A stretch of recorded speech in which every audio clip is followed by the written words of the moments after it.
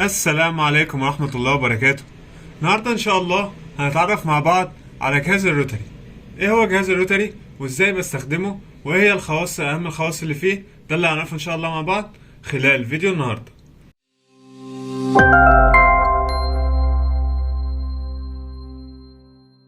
أول حاجة، إيه هو جهاز الروتري؟ جهاز الروتري ده عبارة عن جهاز بنستخدمه في حشو العصب، وبالأخص في خطوة الكليننج والشيبنج. بس هو في الحقيقة ما يغنيش عن المانيوال فايلز، يعني أنا محتاج برضو مانيوال فايلز بس بنسبة أقل من لما كنت بشتغل بالمانيوال فايلز كل الشغل.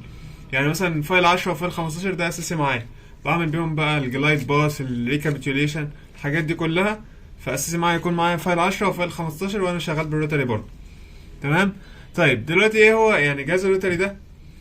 عندنا بيتكون من البادي اللي قدامكم ده والهيد، وبركب فيه الفايل بقى. فايل الروتري بيبقى فايلات عبارة من مصنوع من نيكل تيتانيوم.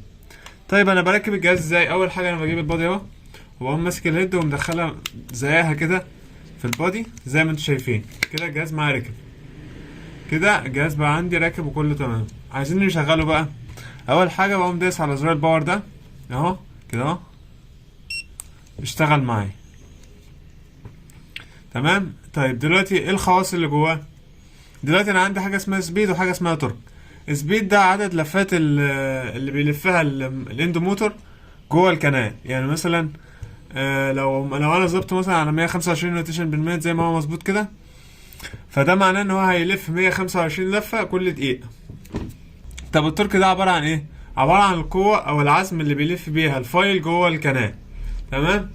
طيب دلوقتي انا بظبط الحاجات دي بناء على ايه؟ عندنا كل كت فايلات بتجيلنا بيبقى مكتوب فيها ورا هنا السبيد والتورك اللي المفروض اشغله عليها. يعني مثلا الكت اللي معايا دي مكتوب هنا سبيد 375 وتورك، اظبط بس الفوكس اهو، السبيد 375 وتورك من 2 ل 3. تمام. فبشتغل بالريكومنديشن بتاعت الشركه دي. يعني اجي اظبطه ازاي؟ اول حاجه بدوس على في هنا بي واس واي، هنعرف كل حاجه من دول دلوقتي استخدامها ايه. اول حاجه بدوس على الاس اهو كده. انا ممكن اغير في السبيد، فبزوده ازاي؟ من الايه بقى. الايه بدوس عليها استنى، اس ايه بيزيد اهو. احنا قلنا ريكومنديشن 375 فبظبطه على 375. انا عايز اظبط التورك بقى، اقوم دايس على اس تاني ايه تورك من 2 ل 3 اهو. انا هخليه 2 و4، ده يعني انسب حاجه ممكن اشتغل عليه. تمام. طب وفي عندي خاصيه اسمها ريسبريكيشن او اوتو ريفرس. ايه الاوتو ريفرس ده؟ ان انا مثلا وانا شغال بالفايل جوه الكنال، لو حس بفورس او بريشر او ضغط على الفايل، يقوم الفايل عاكس اتجاهه، عاكس اتجاه اللف بتاعه، ويقوم خارج من الكنال، وبعدين يقوم مكمل دوران تاني في اتجاه كلوك وايز. تمام. احنا عندنا يعني في اتجاهين للدوران، كلوك وايز وكاونتر كلوك وايز. يعني كاونتر كلوك وايز دي يعني مثلا بحتاجها لما مثلا اكون عايز اوزع سيلر في الكنال، عايز اوزع انترا كانال ميديكيشن، اي حاجه من الحاجات دي، فبستعمل الكاونتر كلوك وايز.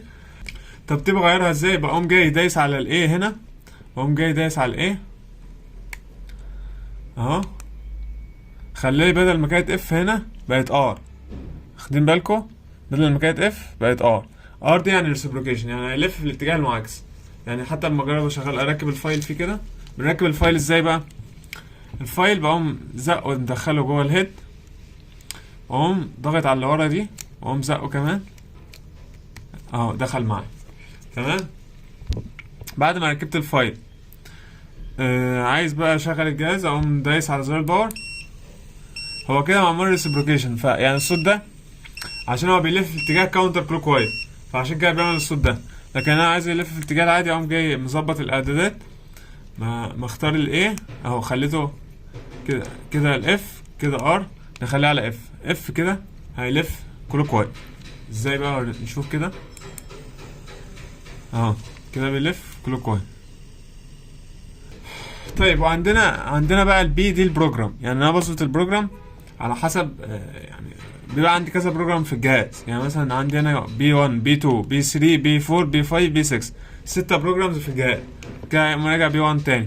طيب انا ليه عندي الخاصيه دي؟ يعني مثلا لما اجي اشتغل بالاوريفيس اوبنر، الاوريفيس اوبنر بيبقى التورك بتاعه محتاج تورك اعلى من التورك العادي بتاع الروتري فايل.